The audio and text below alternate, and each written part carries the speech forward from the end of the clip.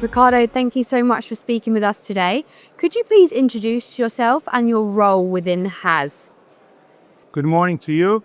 I'm Riccardo Braglia. I am the chairman of the board of the new IAS group, and also I am the owner of this company. What were the strategic motivations behind HAS's acquisition of Cerbios? So we look at Cerbios already for a few years because we live in the same geographical area, and we always have very good connection. And we think that we have a lot of synergies between the two companies and the two group of people. And so it was an ideal match for creating a new group, more bigger, more strength and more powerful. How does this acquisition enhance the technological capabilities of the combined entity?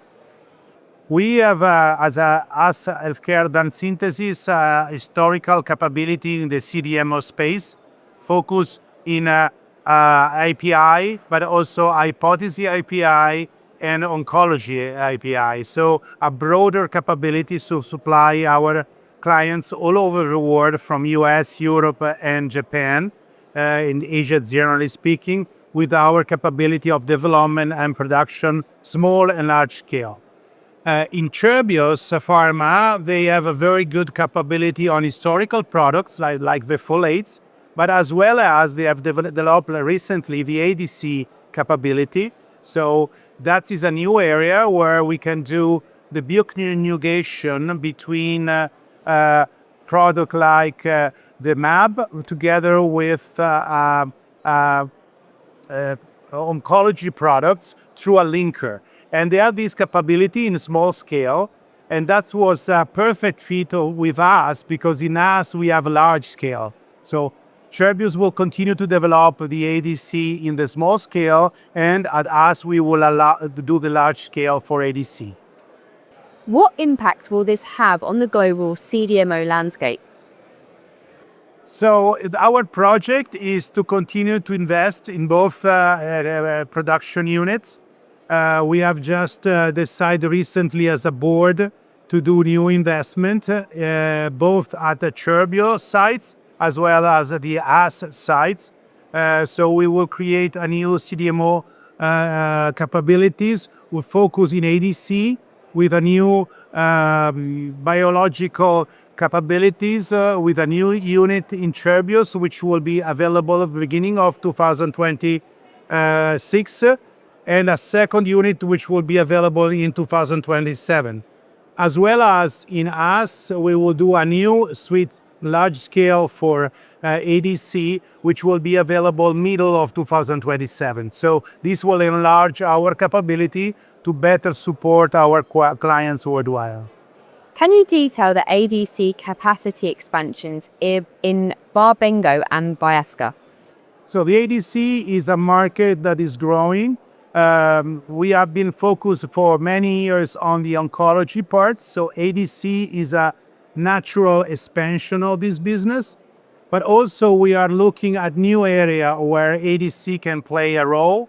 And we are looking at immunology as well as CNS, where we think that this area is developing in the future and will be ready to supply our clients in the different countries of the world, focus in US, but as well as Asia. As part of this expansion, what new technologies have been introduced? So as mentioned, we will enlarge our ADC biological units. So we will enlarge the bioreactors, both at Cerbios plant as well as plant. And this will be the first important investment. But also we are enlarging our analytic capabilities as well as laboratory development capabilities in the two sites. This because we have to support our partners in new development at the lab activities. But we also will invest in the, let's say, historical business of Cerbios, which are the folate. So we have a new plant units that will be available from January next year that we are at the moment installing in Cerbios. Sustainability is obviously a massive topic. So, how is it being integrated into the group's operations? Sustainability for us group has been always a priority, and also with the acquisition of Cerbios-Pharma, we will strengthen that target. Ours advanced synthesis has been always focused on sustainability. We are carbon neutral since 2019. We have invested in new technology as energy producer, as well as a solar panel, as well as saving all the possible means to protect the environmental in this beautiful area where we live, which is Ticino. So I think sustainability is one of our key driver, which also is very much appreciated by all our partners. Within this whole transformation, what role does 65 equity partners play? So when we decide the acquisition of Cerbios-Pharma, we look at around to find the best, let's say, private equity firm that would support us in this journey. We did different meetings with different private equity, and we finally get into 65 equity partners, which are a very professional team of people focused in supporting a family business to grow. And they're backed by an important fund, which is Temasek from Singapore. So they have definitely economic resources, but as well highly competencies to support us in our journey. You have a lot of clients. So, how will this merger benefit them? So we have been always support our clients in terms of quality, but also respecting timing and also supporting them in all parts of regulatory support and so on. Now with Cerbios-Pharma together with us, we can give additional support to them in the ADC space as well in the high potency and the normal API, having more capability in terms of production, but also more capability in terms of lab development and support. So that is a perfect fit between the two reality and a better service to our clients. What therapeutic areas will the new group prioritize? So historically, we are agnostic. So we start originally from anti-inflammatory and cardiovascular products. But then we moved 10 years ago into the oncology, and we are really specialized in oncology. And so we can produce any kind of oncology products. And now we are looking with the ADC to continue in the oncology, but as well as looking at new area like immunology and CNS, which are the future of this area. Both companies, Cerbios and Has, have great legacies and cultures. So, how will the merger affect them?